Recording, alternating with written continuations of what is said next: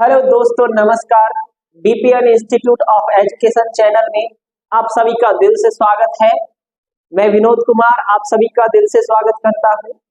जैसा कि आपको पता है दोस्तों, हमारी धमाका सीरीज जो चल रही है उसी में हम राजस्थान के भूगोल से संबंधित चर्चाएं कर रहे हैं। दोस्तों, राजस्थान के भूगोल में हमने कई क्लास ले ली है जिनके अंदर टॉपिक कई हो चुके हैं। अभी जो हमारा वर्तमान में जो टॉपिक चल रहा है दोस्तों, वो चल रहा है राजस्थान में अफवाह तंत्र। और राजस्थान में अफवाह तंत्र के अंदर भी हम 2 क्लास ले चुके हैं दोस्तों, जिनके अंदर हमने चंबल नदी से संबंधित बात की, राजस्थान के अफवाह तंत्र की बात की। किस प्रकार से राजस्थान का जो अफवाह तंत्र है 3 प्रकारों का, मैं बात करूं बंगाल की खाड़ी का, अरब सागर और आंतरिक, उन सभी की चर्चा हम कर चुके हैं। साथ ही मैं बात करूं तो हमने चंबल नदी की सहायक नदियों की भी चर्चा की। इसके बाद हम पहुंचे दोस्तों, चंबल नदी की ही एक सहायक नदी है जो कि राजस्थान की में वन की आशा के नाम से जानी जाती है, बनास नदी। उसकी भी हम चर्चा लास्ट क्लास में कर चुके हैं। आज बात करेंगे दोस्तों, क्लास को आगे बढ़ाते हुए, जो बनास नदी है उसकी सहायक नदियों की। बनास नदी की कौन कौन सी सहायक नदियां हैं, उनका उद्गम कहां से होता है, महत्वपूर्ण कौन सी है। साथ ही ये भी बात करेंगे कि बनास नदी पर कौन कौन से बांध हैं। वैसे बांधों की चर्चा हम पिछली क्लास में कर चुके हैं, लेकिन फिर से एक बार रिवीजन के लिए दोबारा उनकी चर्चा करेंगे। साथ ही हम देखेंगे आज की क्लास में बनने वाले महत्वपूर्ण नदियों के संगम, जो त्रिवेणी संगम बनते हैं राजस्थान में, महत्वपूर्ण 4 है। एक हम चंबल नदी पे पढ़ चुके हैं और एक माही नदी पे पढ़ेंगे, और अभी 2 जो आज पढ़ने वाले हैं वो पढ़ेंगे बनास नदी पे। तो इन सभी की चर्चा आज की क्लास में होने वाली है। जितने भी आपके साथी हैं सभी को क्लास शेयर कर दें, सभी को जोड़ दें ताकि आगे बढ़े। तब शुरुआत करते हैं दोस्तों आज की इस क्लास की। राजस्थान में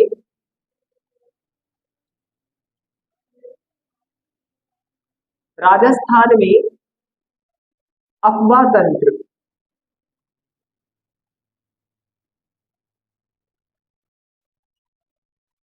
राजस्थान में अफवाह तंत्र या राजस्थान का अफवाह तंत्र। राजस्थान में अफवाह तंत्र के भी 3 पार्ट किए थे। उसमें हमने ए नंबर पे डाल रखा था दोस्तों बंगाल खाड़ी का अफवाह तंत्र।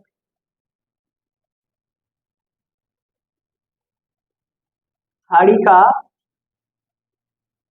अफवाह तंत्र। और इस बंगाल की खाड़ी के अफवाह तंत्र में भी हम बात कर चुके थे दोस्तों चंबल की सहायक नदियां, जिसमें काली सिंध, पार्वती, और मैं बात करूं तो कुल्लू नदी, इसी के साथ मैं बात करूं तो सीप नदी, इन सभी की चर्चा की। मेष नदी है, बामणी नदी है, इनकी हम चर्चा कर चुके।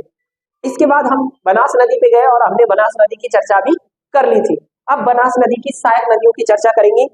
मेरे को एक बार बता दो कि हमने जो चर्चाएं की थी उसमें नदियों की सीरियल संख्या में कौन से नंबर तक हम पढ़ चुके थे, अब कौन से नंबर की नदियां चलेंगी, तो एक बार मेरे को कंफर्म करवा दे। मेरे ख्याल से आज 12 नंबर की नदी पढ़ेंगे हम। 11 नंबर तक हम पढ़ चुके थे, आज 12 नंबर पे पढ़ेंगे हम बनास की सहायक नदियों में वेड़च नदी। कौन सी नदी दोस्तों? वेड़च नदी। तो 11 नंबर तक हमारी बात हो चुकी है। 12 नंबर पे हेडिंग लगा दे दोस्तों वेड़च नदी, या उसी को कहते हैं आयड़ नदी।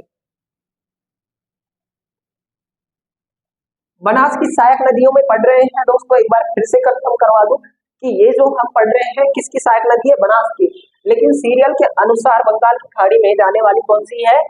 12वें नंबर की। ठीक है, महत्वपूर्ण होगी। तो इसमें आप हेडिंग लगा देंगे वेड़च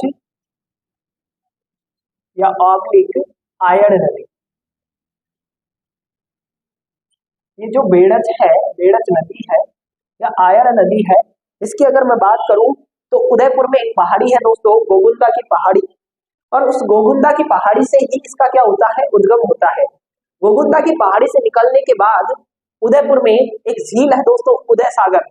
उदय सागर झील में जाने गोगुंदा की पहाड़ी से लेकर और उदय सागर झील तक इसका नाम होता है दोस्तों आयड़ नदी। जैसे ही उदय सागर झील में प्रवेश करती है उसके बाद में जब ये आगे बढ़ती है तो इसका नाम रख दिया जाता है दोस्तों बेड़च नदी। तो एक चीज कंफ्यूजन ना रखें कि जो आयड़ या बेड़च नदी है इसका नाम आयड़ कहाँ तक है और बेड़च कहाँ तक है, मैंने क्लियर कर दिया। एक बार मैप में भी इसको जान लेंगे। तो हम एक ही मैप तैयार करते हैं जिसके अंदर हम बनास की सारी सहायक नदियों की चर्चा कर लेंगे। वैसे मुझे ये पता है कि मैंने कल बनवा दिया, तो आज एक बार फिर से मैप तैयार करते हैं। मैंने कहा कि खमनोर की पहाड़ियों से एक नदी निकलती है और जाके सवाई माधोपुर के रामेश्वरम में चंबल से मिल जाती है, और उस नदी का नाम हमने क्या दिया था दोस्तों, बनास नदी। क्या नाम दिया था? ये खमनोर की पहाड़ी,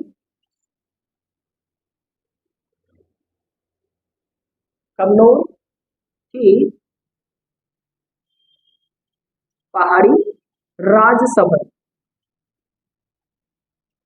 और इस नदी का नाम क्या है बात करें तो बनास। इतनी बात हमारी हो चुकी थी। अब बात कर रही है इसकी सहायक नदियों की। तो मैंने कहा कि इसके दाईं ओर से आने वाली सहायक नदियों में एक नंबर पे जो नदी आती है उदयपुर में एक पहाड़ी पड़ती है दोस्तों, गोगुंदा की पहाड़ी। गोगुंदा की पहाड़ी, ये जो गोगुंदा की पहाड़ी है दोस्तों, इस गोगुंदा की पहाड़ी से एक नदी निकलती है और जाकर किस में मिल जाती है, बिगोद के पास में, बिगोद भीलवाड़ा में किस में मिल जाती है बात करूं तो बनास नदी में। और बिगोद में जहां जाके मिलती है इस नदी का नाम, इस उदयपुर के अंदर ही एक झील पड़ती है दोस्तों, और ये जो झील है इसका नाम है उदय सागर। क्या नाम है? उदय सागर। उदय सागर तक इस नदी का जो नाम होता है वो होता है आयड़। क्या होता है? आयड़ नदी। और उदय सागर से आगे जब ये निकलती है तो इसी का नाम क्या होता है, बेड़च नदी।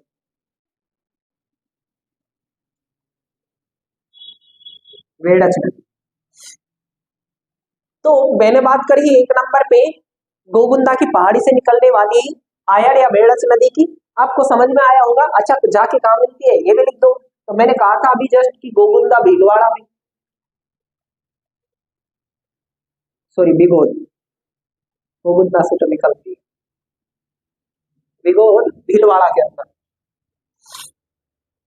अब बात करूं एक और नदी की, तो इसी के जहां बिगोद में आयड़ या बेड़च नदी आकर मिलती है इसमें, इसी स्थान पर एक नदी और आके मिलती है और यहीं पे एक त्रिवेणी संगम बनता है बनास, बेड़च और मैनाल का।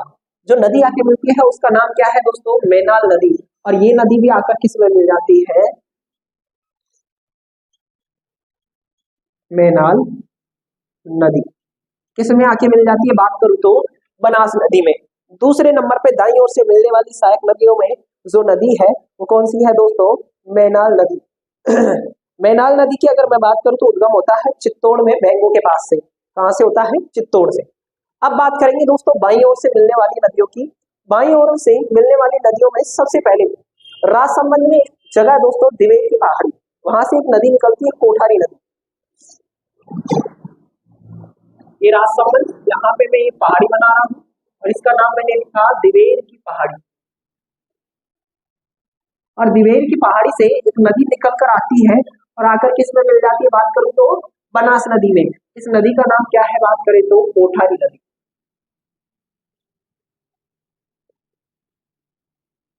और ये जो कोठारी नदी है इसका उद्गम भी दिवेर में कहां से होता है, राजसमंद। कहां से होता है, राजसमंद से। इसके बाद एक नदी आके मिलती है दोस्तों इसमें खारी, और एक आके मिलती है डाई।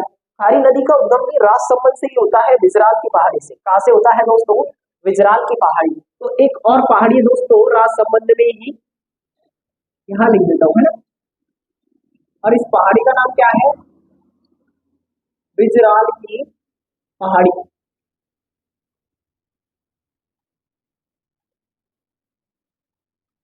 विजराल की पहाड़ी, विजराल की पहाड़ी से निकलती है और निकल कर किसमें आके मिल जाती है बात करूं तो बनास में। इस नदी का नाम क्या है तो बात करें तो खारी। निकलती कहां से है, राजसमंद से। ये जो पहाड़ी है ये कहां है, राजसमंद में। इसके बाद अजमेर की पहाड़ी से एक नदी आके मिलती है इसमें दोस्तों,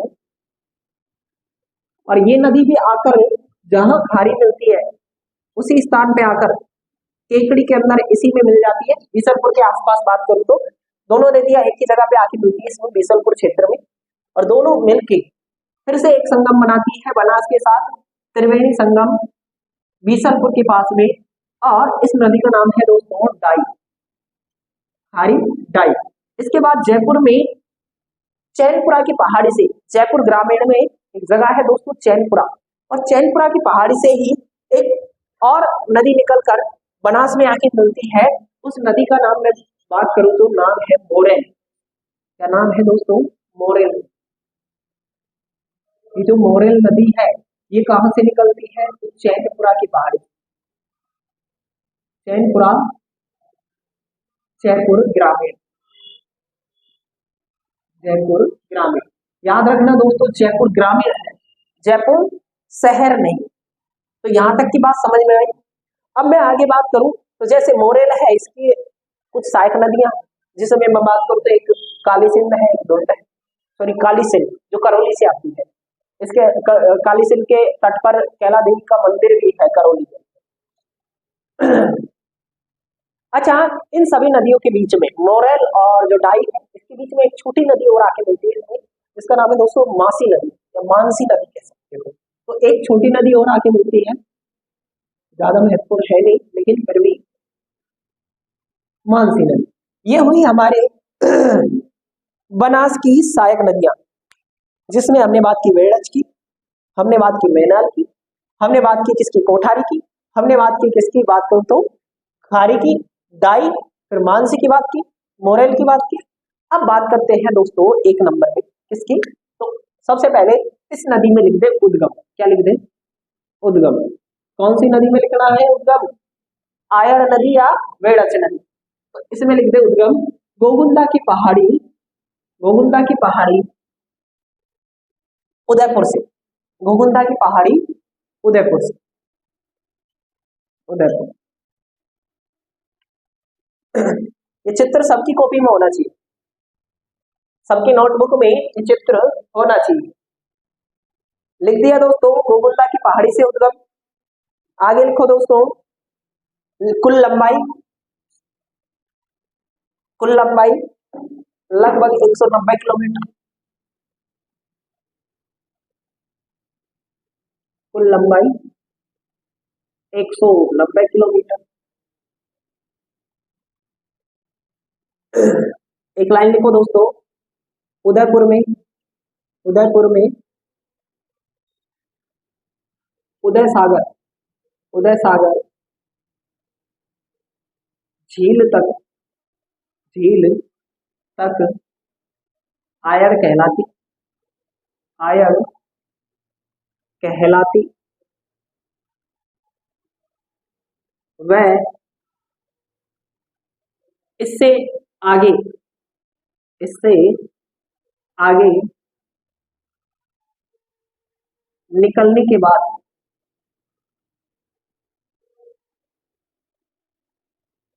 के बाद वेड़च कहलाती।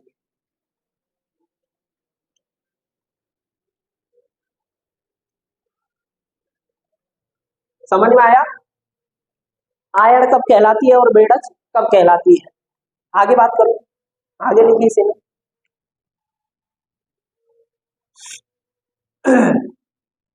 आगे लिखे दोस्तों बिगोद में, बिगोद कोष्टक में लिख दे भीलवाड़ा, बिगोद भीलवाड़ा में बनास से मिलती, बनास से मिलती है।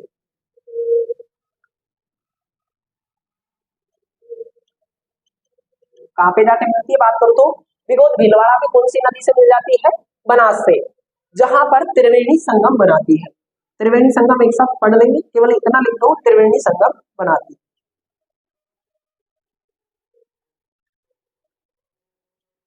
त्रिवेणी संगम बनाती।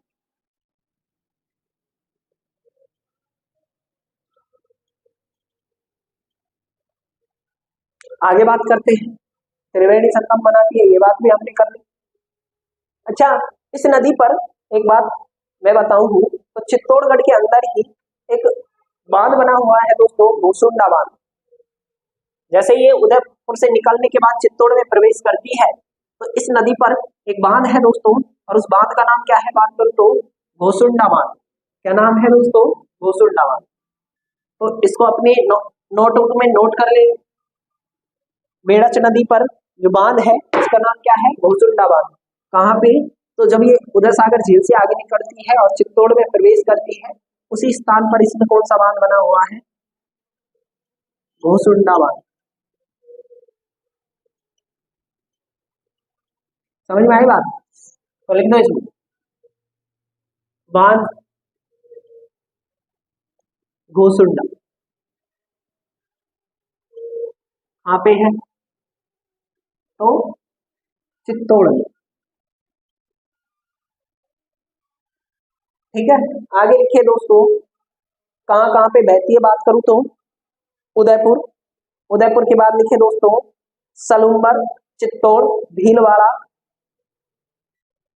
लिख दे दोस्तों, कहाँ कहाँ बहती है, उदयपुर, उदयपुर से एक जिला बना दोस्तों सलूम्बर, सलूम्बर के बाद जाती है चित्तौड़ में, और चित्तौड़ के बाद जाती है दोस्तों भीलवाड़ा।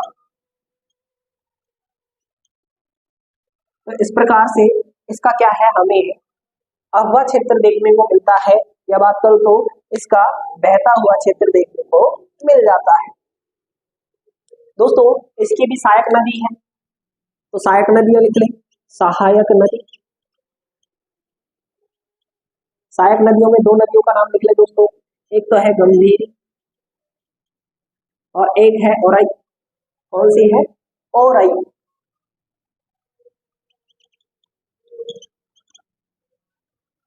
तो इस प्रकार से इसकी क्या है, दो सहायक नदियां हैं, गंभीरी और औरई। अच्छा, जो गंभीरी नदी है इसमें कोष्टक में आप एक चीज लिख दे, चित्तौड़ के अंदर इस पर गंभीरी बांध बना हुआ है, चित्तौड़ में गंभीरी बांध बना हुआ है, गंभीरी बांध बना है। कौन सी नदी पे बना हुआ है, बात करें तो गंभीरी नदी पर। इसके बाद हेडिंग लगा दे दोस्तों 13 नंबर पर मैनाल नदी, जो बिगोद में ही जाके मिलती है। तो मैनाल नदी हेडिंग लगा दे 13 नंबर पे, और उसमें उसका उद्गम लिखे दोस्तों चित्तौड़, बैंगू के पास चित्तौड़ से। 13 नंबर पे हेडिंग लगा दे, कौन सी नदी, बात करो तो मैनाल नदी।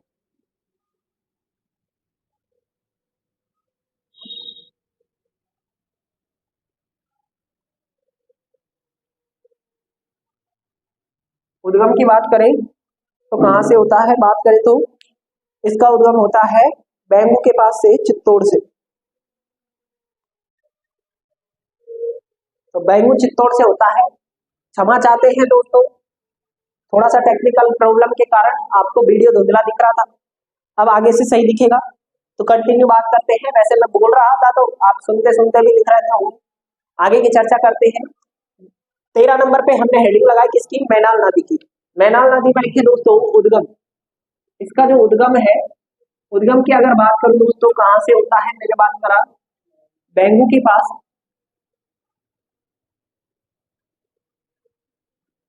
चित्तौड़गढ़।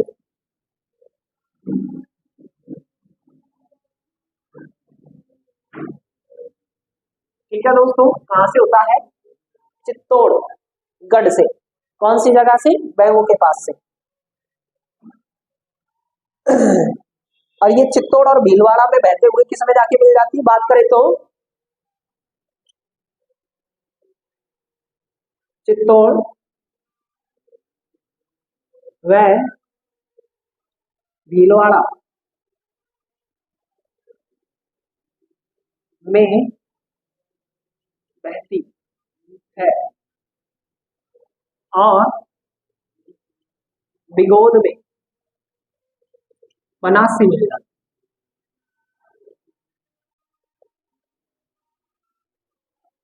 बनास से मिल जाती है। एक और इम्पोर्टेंट बात करूं मैनाल के बारे में, तो मैनाल नदी पर मैनाल जलप्रपात है दोस्तों। मैनाल नदी पर भीलवाड़ा के अंदर एक जलप्रपात है। कौन सा बात करें तो मैनाल जलप्रपात। मैनाल जल प्रपात कहाँ पे है? भीलवाड़ा के अंदर। तो ये थी हमारी बात किससे संबंधित? मैनाल नदी से। अब हेडिंग लगाए दोस्तों अगली। अभी तक जो बात की हमने दोस्तों दाईं ओर की नदियों की, अब बात करेंगे बाईं ओर की नदियों की। बाईं ओर की नदियों में एक नंबर पे हेडिंग लगा दे दोस्तों कोठारी नदी, और बाईं ओर की नदी में एक नंबर ना लगा के आप कौन सा लगाओगे? 14। सीरियल के हिसाब से 14, बाईं ओर से एक नंबर। तो 14 नंबर पे हम चर्चा करेंगे कौन सी नदी की? कोठारी नदी की, जिसका उद्गम दिवेर की पहाड़ी राजसमंद से होता है। तो हेडिंग लगा दी कोठारी नदी। कोठारी नदी, कोठारी नदी का उद्गम की अगर बात करूं तो उद्गम कहां से होता है? दिवेर की पहाड़ी से। दिवेर की पहाड़ी राजसमंद,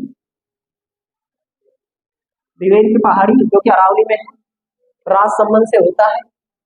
इसके बाद बात करूं इस नदी का उद्गम जो है राजसमंद में होने के बाद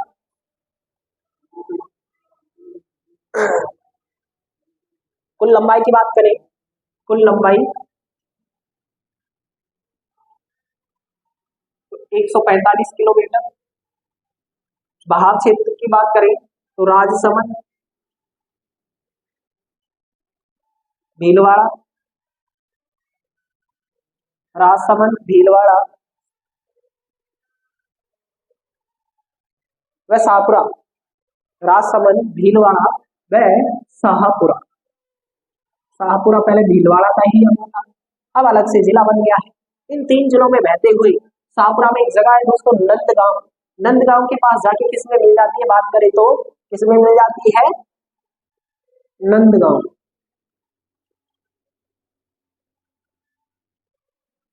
नंदगांव में जाके किससे मिल जाती है? बात करें तो बनास से मिल जाती है।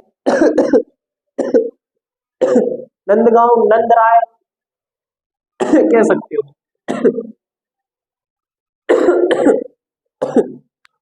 सॉरी दोस्तों।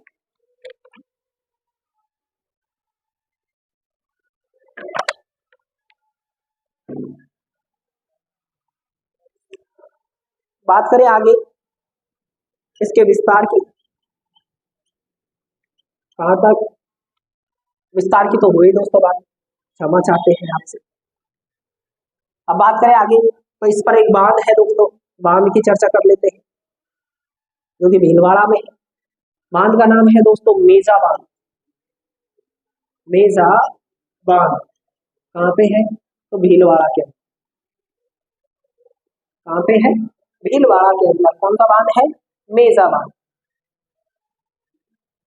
अब आगे बात करते हैं दोस्तों अगली नदी की, और अगली हेडिंग लगा दे दोस्तों 15 नंबर पे खारी नदी, जिसका उद्गम बिसराल की पहाड़ी से होता है।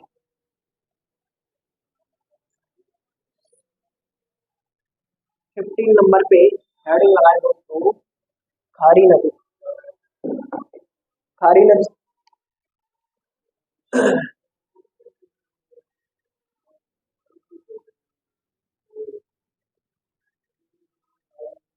इसका उद्गम की अगर बात करें, उद्गम उद्गम में लिख दे दोस्तों बिजराल की पहाड़ी।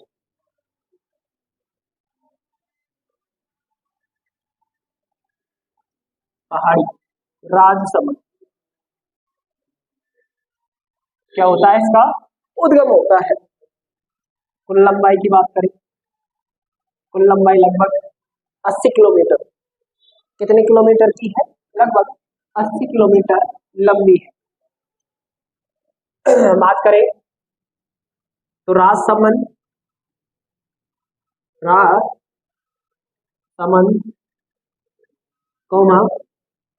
राजसमंद के बाद बात करें तो ब्यावर, ब्यावर के बाद केकड़ी, राजसमंद, ब्यावर।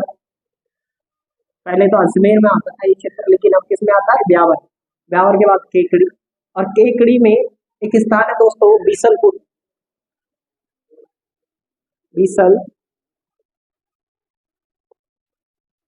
बीसलपुर बीसलपुर में बात करूं तो किससे मिल जाती है? बीसलपुर में जाके किससे मिल जाती है? बीसलपुर पोस्टक में बीसलपुर है ना, में बनास से मिल जाती, बनास से मिल जाती है।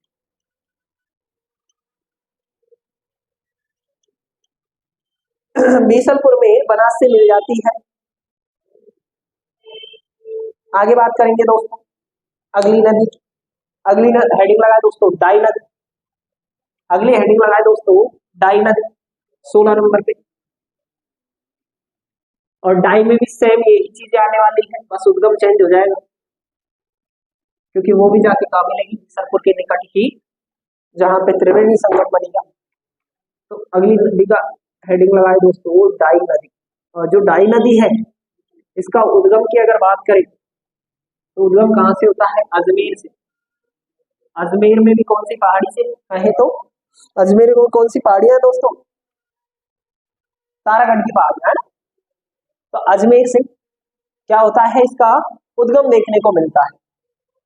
इसके बाद बात करूं अजमेर में नसीराबाद एक छावनी है दोस्तों, वहीं से इसका क्या होता है? उद्गम होता है। इसके बाद बात करूं इसकी बहाव क्षेत्र की, तो अजमेर और केकड़ी में बहती है।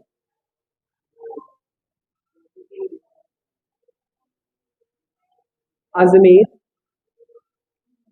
व केकड़ी, और केकड़ी में वही बात बीसलपुर के में जाके किससे मिल जाती है? बनास से। और वहीं पे क्या बनता है? त्रिवेणी संगम। एक बार फिर से ये दोस्तों चर्चा कर दूं आपके सामने। जैसा कि मैंने बात कहा, आज की क्लास में हमने चर्चा की बनास की सहायक नदियों की, और उसमें एक नंबर पे हमने चर्चा की दोस्तों बेड़च नदी की, जिसे आयड़ नदी के नाम से भी जाना जाता है। जो कि मैं बात करूं उसकी, उदयपुर में गोगुंदा की पहाड़ियों से उसका उद्गम होता है और बहते हुए उदय सागर झील से बहते हुए किस में जाके मिल जाती है? बिगोद के पास बनास नदी में। जहां इसमें एक और नदी आके मिलती है चित्तौड़गढ़ से, जिसका उद्गम होता है बैंगलोर के पास से मैनाल नदी। और इस प्रकार से इस पे क्या बनता है? एक त्रिवेणी संगम बनता है। इसके बाद हमने बात की दोस्तों बाई और की सहायक नदियों की, जिसमें एक नंबर पे हमने बात की कोठारी नदी की, जिसका उद्गम दिवेल की पहाड़ी राजसमंद से होता है। उसके बाद ये बहते हुए किस में जाके मिल जाती है? मैं बात करूं तो सापुरा में नंदराय एक गांव है, जहां पे बनास में जाके मिल जाती है। इसके बाद हमने बात की अगली नदी की, कोठारी के बाद हमने चर्चा की दोस्तों कौन सी नदी की? मैं बात करूं तो खारी नदी की। और खारी नदी का हमने देखा क्षेत्र कि इसका जो उद्गम है दोस्तों कहां से होता है? मैं बात करूं तो बिजराल की पहाड़ियों से। कहां से होता है? बिजराल की पहाड़ियों से। और राजसमंद में बिजराल की पहाड़ियों से उद्गम होने के बाद में लगभग 80 किलोमीटर बहने के बाद ये जाकर किस में मिल जाती है? बात करूं तो बनास में। और बनास में कौन से स्थान पे जाके मिलती है खारी नदी? मैं बात करूं तो केकड़ी जिले के अंदर बीसलपुर के पास। और मिलने के बाद बीसलपुर में मिलने के बाद वहां पर एक और नदी आके मिलती है इसमें अजमेर की तरफ से डाई नदी। ये दोनों मिलकर बनास के साथ फिर से त्रिवेणी संगम बनाते हैं। यहां तक की चर्चा हो गई, समझ में आई बात? आगे बढ़ते हैं। अगली हेडिंग लगाए दोस्तों, ये कौन से नंबर की थी? 15। 16 नंबर पे हेडिंग लगा दे दोस्तों मानसी नदी में। तो आप डैश करके लिख दे अजमेर, बस इतना ही है। मानसी नदी हेडिंग लगा दे और उसके आगे लिख दे अजमेर। कहां से आती है? अजमेर से। बनास की सहायक नदी है। और 16 नंबर पे हेडिंग लगाए दोस्तों अब बड़ी नदियों में मोरल नदी।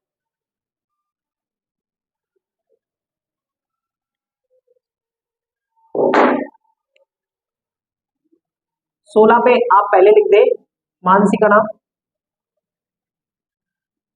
और इसका उद्गम कहां से होता है? अजमेर। किसमें जाके मिल जाती है? बनास में। और 17 नंबर पे हेडिंग लगाए दोस्तों मोरल नदी।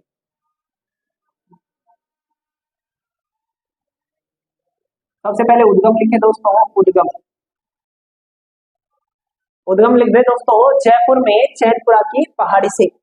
कौन सी नदी का उद्गम होता है? बात करूं तो मोरल नदी का। इसके बाद बात करूं तो ये जयपुर ग्रामीण। अच्छा, ये जयपुर में भी क्या लिखना है आपको? ग्रामीण, थोड़ा सा ध्यान रखना है ना। विस्तार की बात करें तो जयपुर ग्रामीण, जयपुर ग्रामीण। इसके बाद कहाँ प्रवेश करती है? दौसा।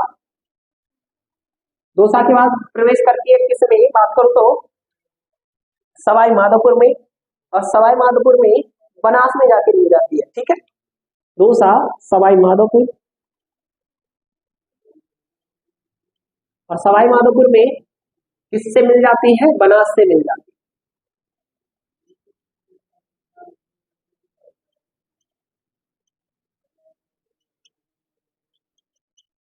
साथ ही एक और बात करूं दोस्तों, इस पर एक बांध है, बांध बना हुआ है, मोरेल बांध।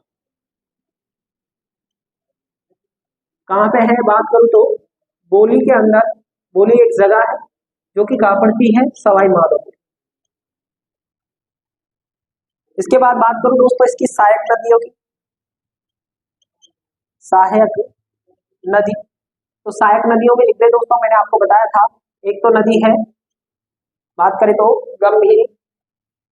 कौन सी नदी है सहायक इसकी? सॉरी, गंभीरी नहीं है दोस्तों, इसकी सहायक नदी है काली सिंध। कौन सी है? काली सिंध। और एक जयपुर से निकलती है नदी धुंड, बैराट की पहाड़ियों की तरफ से। तो इसकी जो सहायक नदी है उसमें लिख दे तो ढूंढ, ढूंढ भी लिख देते हैं और ढूंढ भी लिख देते हैं। इसके बाद एक लिख दे दोस्तों काली सिंध, काली सिंध जो कि करौली की तरफ से आती है। इस प्रकार से इसकी दो सहायक नदियां हैं, एक कौन सी है? बात करूं तो धुंड, और एक काली सिंध। ये थी दोस्तों बात हमारी किससे संबंधित? मैं बात करूं तो मोरेल नदी से संबंधित। अब हेडिंग लगा दे दोस्तों आगे आप, बाणगंगा नदी। अब तक जो नदियां थी चंबल की सहायक नदियां चल रही, लेकिन अब एक अलग नदी आई है जो सीधे तौर पर यमुना में जाके मिल जाती है, और उस नदी का नाम है दोस्तों बाणगंगा नदी। तो उसकी चर्चा कर लेते हैं। बाणगंगा नदी, जिसका उद्गम बैराट की पहाड़ी कोटपुतली बहरोड से होता है, और बहते हुए कहाँ चली जाती है? बात करूं तो उत्तर प्रदेश की ओर चली जाती है। चर्चा करेंगे बाणगंगा नदी की।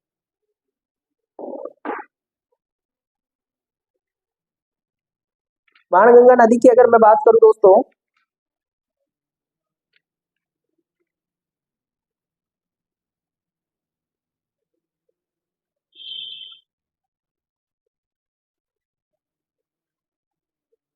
बाणगंगा नदी की अगर बात करूं दोस्तों, तो सबसे पहले मैप में देखें बाणगंगा नदी को, जयपुर का एक जिला बना है, जयपुर से अलग, कोटपुतली बहरोड, कोटपुतली बहरोड। जो कोटपुतली बहरोड है, इसमें एक पहाड़ी है दोस्तों, और उस पहाड़ी का नाम है दोस्तों, ये पहाड़ी है, इस पहाड़ी का नाम है दोस्तों, बात करूं तो बैराट की पहाड़ियां, बैराट की पहाड़ी। कहाँ पे है? कोटपुतली बहरोड में। इस पहाड़ी से एक नदी निकलती है जो कोटपुतली के बाद में दो जयपुर ग्रामीण, फिर जयपुर ग्रामीण के बाद में दौसा, दौसा के बाद में भरतपुर, और भरतपुर के बाद में किस में चली जाती है? बात करूं तो उत्तर प्रदेश में, और लगभग रुंडित रूप में जब इसमें ज्यादा पानी आता है तो यमुना में जाके मिल जाती है, बाकी टाइम ये रास्ते में ही इसका जल सूख जाता है। इस प्रकार से इस नदी का उद्गम कहाँ से होता है? बात करूं तो बैराट से, और बहकर किस में चली जाती है? यमुना की ओर। तो इसमें लिख ले आप दोस्तों, सीरियल संख्या कितने हैं?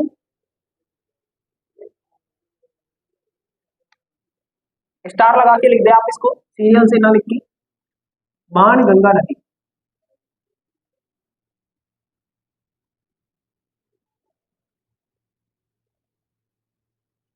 बाणगंगा नदी, इसका उद्गम लिख दे दोस्तों, उद्गम, उद्गम की बात करें तो बैराट की पहाड़ी,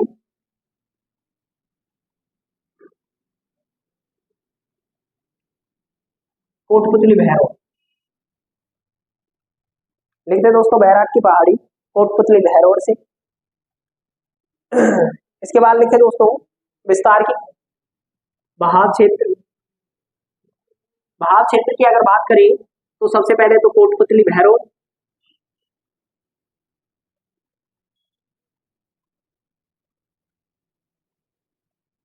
कोटपुतली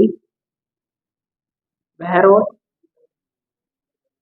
इसके बाद बात करूं तो जयपुर ग्रामीण, जयपुर ग्रामीण।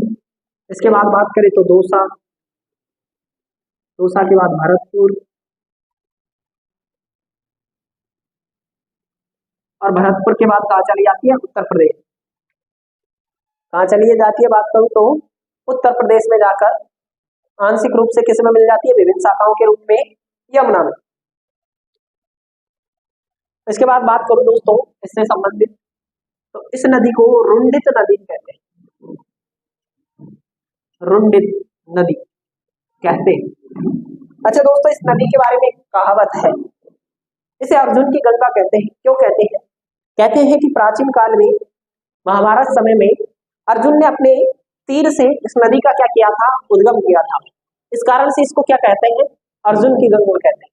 तो इसमें एक लाइन और लिख दे दोस्तों, जो बाणगंगा नदी है इसे क्या कहते हैं, अर्जुन की गंगा कहते हैं, अर्जुन की गंगा कहते हैं। यहां तक की बात समझ में आई। अब हेडिंग लगा दे दोस्तों आप, त्रिवेणी संगम। अब हम बात करेंगे किसकी, त्रिवेणी संगमों की। जितने भी त्रिवेणी संगम बनते हैं उन सभी की चर्चा इस क्लास में करते हैं। देखिए दोस्तों, सबसे पहले एक नंबर पे त्रिवेणी संगमों में लिख दे, इसकी चर्चा करने वाले हैं हम त्रिवेणी संगम। एक मिनट दोस्तों, इनका डाल देता हूं। त्रिवेणी संगम, जिसमें हम 4 महत्वपूर्ण त्रिवेणी संगमों की बात करने वाले हैं, जिसमें एक चंबल, बनास और सीप बनाती है, रामेश्वरम सवाई माधोपुर के अंदर। इसके बाद हम एक बात करेंगे दोस्तों, एक त्रिवेणी संगम की बात करेंगे जो कि बात करूं तो बनास, खारी और डाई बनाती है बीसलपुर के पास। इसी के साथ हम एक और त्रिवेणी संगम की बात करेंगे, तो हम बात करेंगे इसकी हेडिंग लगा दें त्रिवेणी संगम।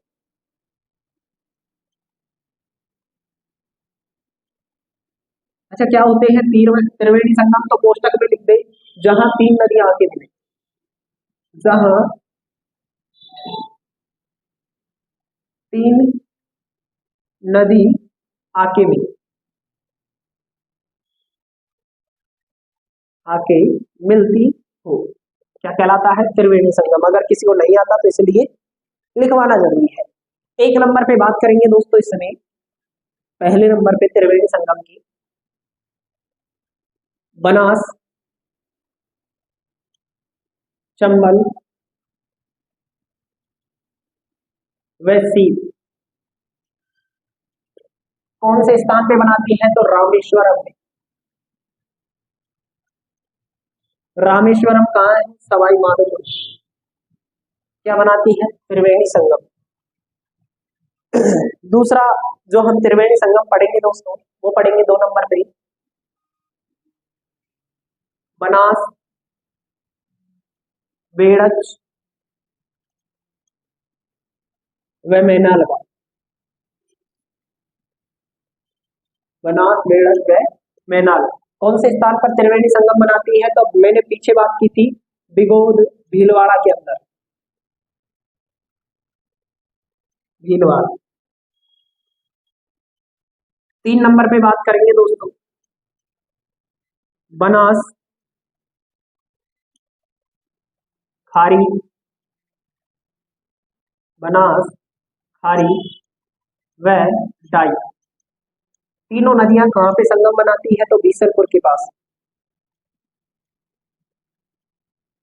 बीसलपुर केकड़ी के अंदर। 4 नंबर पे बात करेंगे दोस्तों एक और त्रिवेणी संगम, जिसमें बात करेंगे माही, माही, सोम, जाखम व जाखम,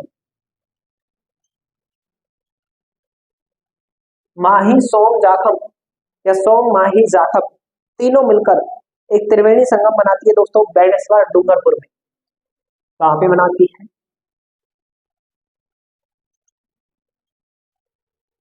बेणेश्वर धाम डूंगरपुर। तो हमने महत्वपूर्ण 4 त्रिवेणी संगमों की बात की दोस्तों। कौन कौन से 4 त्रिवेणी संगम हैं, एक बार फटाफट से रिवीजन करवा देता हूं। जिनमें से बात करूं 4 महत्वपूर्ण त्रिवेणी संगम हैं, उनमें से 3 तो बनास ही बनाती और एक अलग से माही नदी के साथ बनता है। बात करते हैं 4 सारों की। एक नंबर पे हमने त्रिवेणी संगम की बात की दोस्तों, जिसमें चंबल, बनास और सीप नदी त्रिवेणी संगम बनाती है सवाई माधोपुर के रामेश्वर में। 2 नंबर पे हमने त्रिवेणी संगम की बात की दोस्तों, जिसमें बनास, बेड़च और मैनाल नदी त्रिवेणी संगम बनाती है बिगोद भीलवाड़ा के अंदर। 3 नंबर पे हमने बात की दोस्तों बनास, खारी और डाई नदी की, जो कि बिशनपुर में त्रिवेणी संगम बनाती है केकड़ी जिले के अंदर।